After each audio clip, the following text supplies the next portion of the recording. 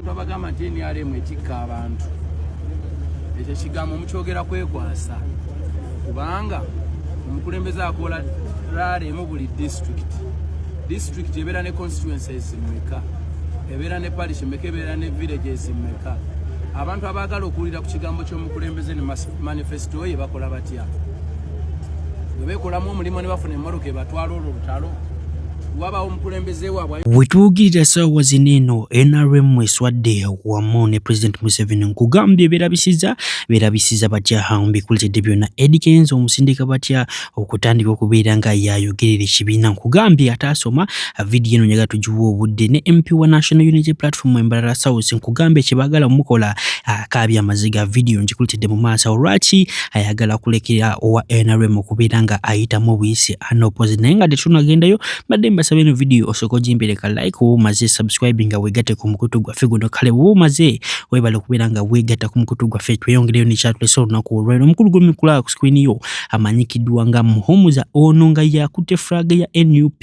wali mu Mbarara South era nga ono bambi abadde akuba campaign olunaku olw'ejjo abasajja aba DPC wamu ne OC w'Embarara South ne bavaayo ne bawamba ebyuma bye ne bagamba nti tetugenda kukkiriza okola ki okukuba campaign kati avuddeyo ne kubira mulanga nagamba bambi muyambi abeere nga asobola okukola ki okuzaayo ebyuma bye atandika okubeera nga akola kati wano wennebuuza bano abasajja basanyuka okubeera nga bawamba ebintu bya NUP so owulirize tumanyi tweyongereyo n'ebyamagezi kyakoze Mr. Luzi nkugamba ebika by'amaziga mu maaso awo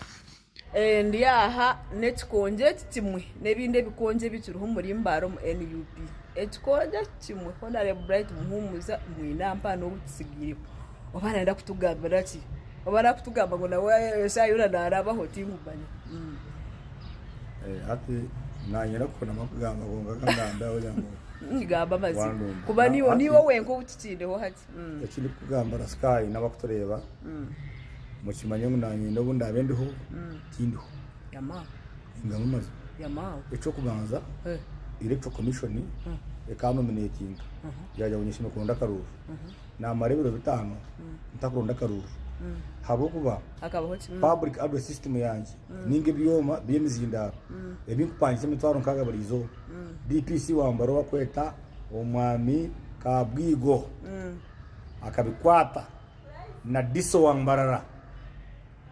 Darius bakwata byoma yanje babiteka aha police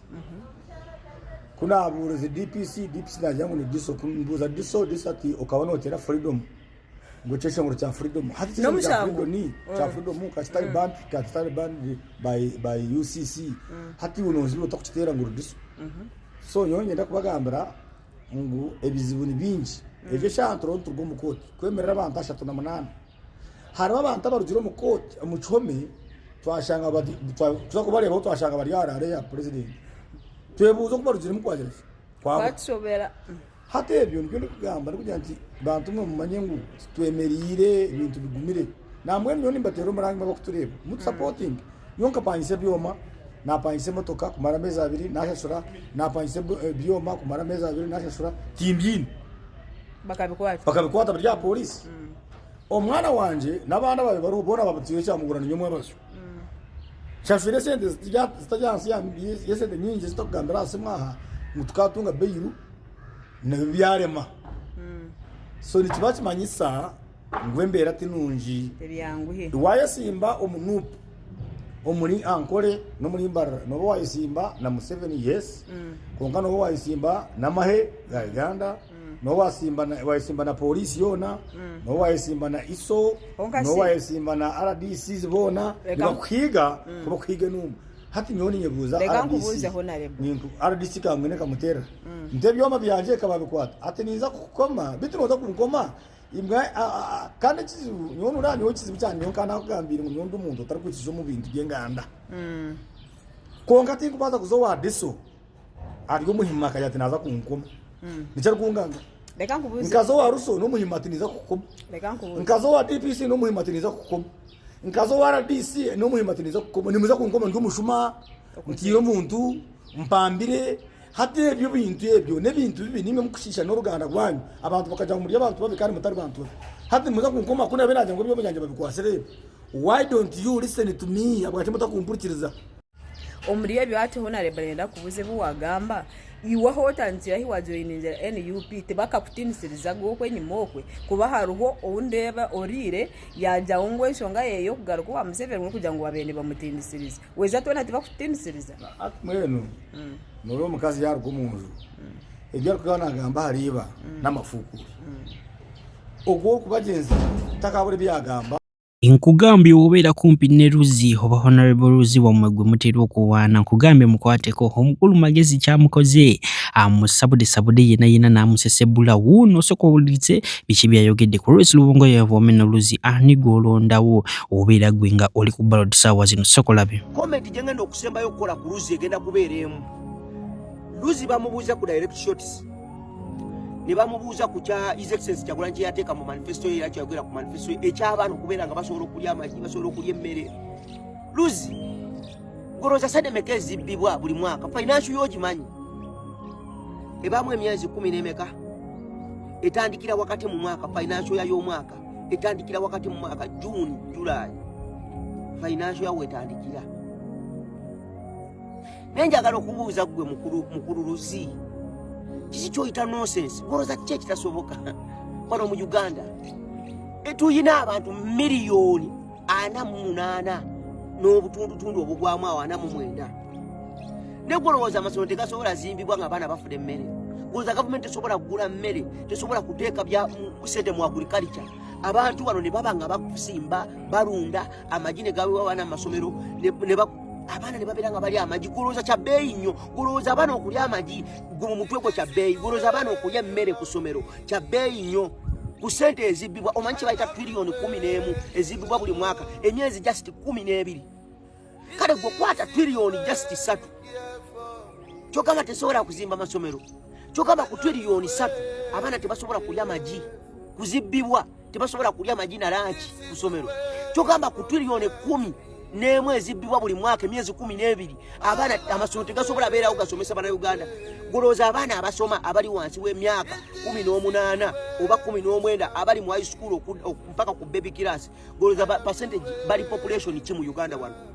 kyobala anagambye Luzi oli mukubuzaabuza abantu oli mukuwudiisa abantu omuntu wagamba ti ekintu kisoboka kiba kisoboka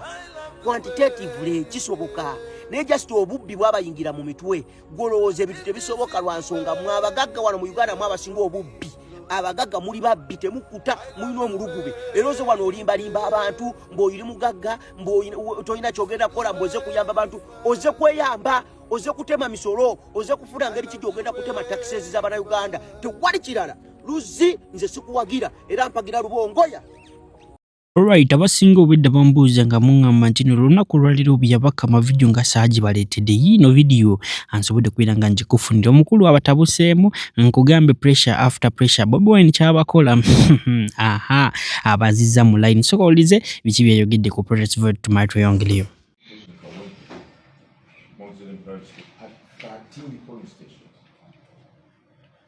In the same location. Now, I just want you to imagine this in your minds, ladies and gentlemen.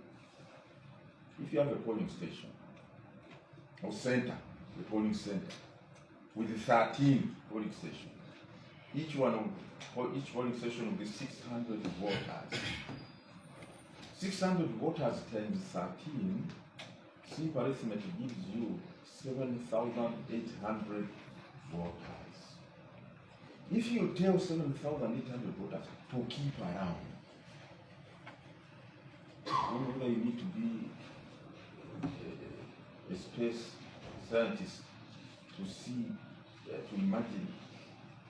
what may evolve out of this kind of gathering. 7,000 voters in one occasion, from morning up to the time of counting. Can anyone say, can anyone predict what may or may not happen in that kind of environment or circumstance? And secondly, even given that limited space, where would they be reasonably and comfortably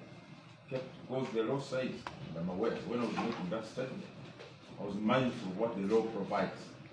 The law says you can stand about 20 meters from the table where our basin is The law is very clear. From the table, that is the polling booth, our booth, the grand and context. Our booth is the best. So you can stand 20 meters away.